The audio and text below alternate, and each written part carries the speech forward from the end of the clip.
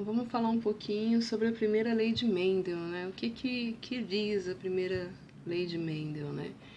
A primeira lei de Mendel, ela fala que cada caráter, né? Mendel chamava de caráter, é determinado por um par de fatores que se separam na formação dos gametas. Então, para cada característica genética que a gente tem um par de genes, né, que se separam na formação dos gametas, indo um fator do par para cada gameta, que, portanto, é puro.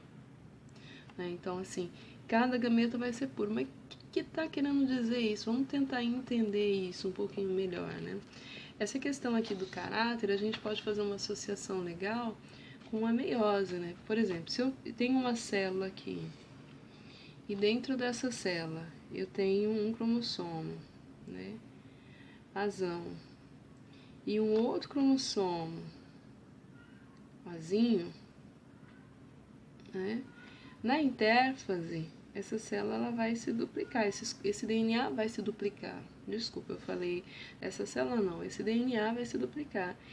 E eu lá no período G1, S, G2, esse cromossomo, ele vai ficar, né, com esse jeitão aqui, né, cada cromátide, então, com o seu azão. E esse aqui, nossa, ficou muito pequenininho, azinho. Depois que a gente terminar a primeira etapa da meiose 1, na meiose 1 os cromossomos homólogos se separam, e no caso esse é o homólogo desse, a gente vai ter mais ou menos isso aqui, ó. Deixa eu tentar fazer um pouco maior para ficar melhor para vocês entenderem. Eu vou ter uma célula aqui, com um cromossomo e suas cromátides aqui, azão, certo? E a outra célula aqui, que esse daqui vai vir para cá, com os cromossomos, né, as cromátides, com gene azinho, certo?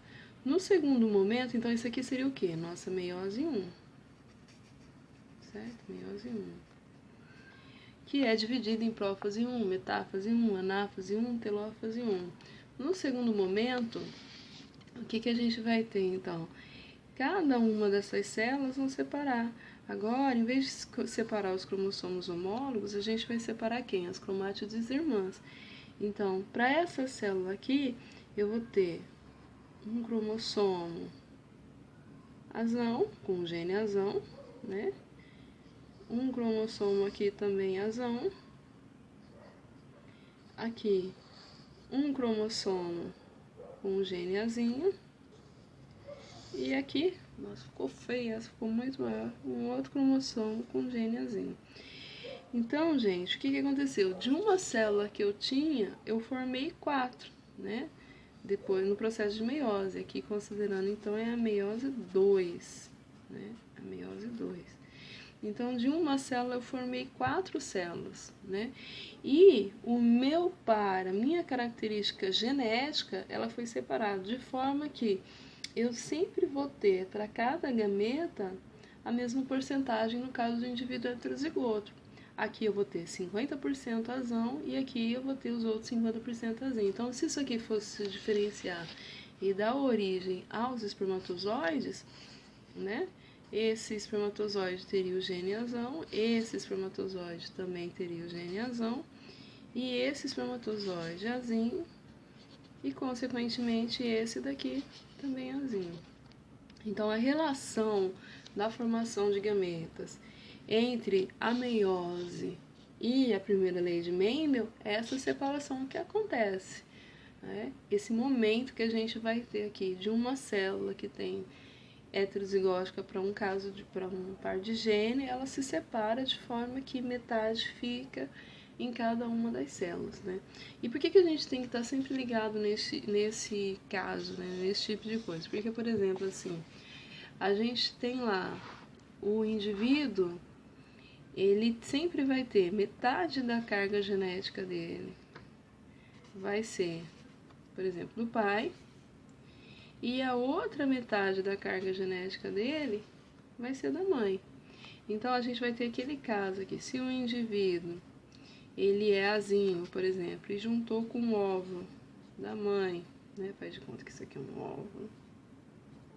né?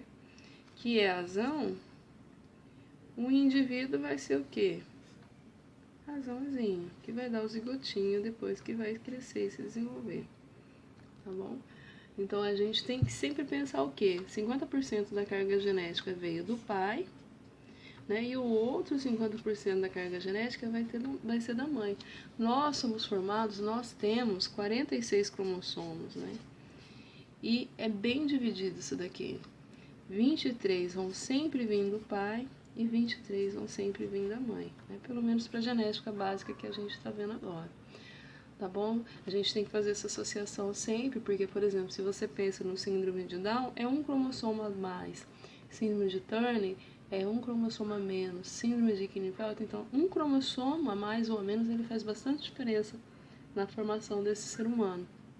Então, a gente tem que estar sempre tentando manter esse número de cromossomos na espécie humana, tá bom? Até mais, pessoal!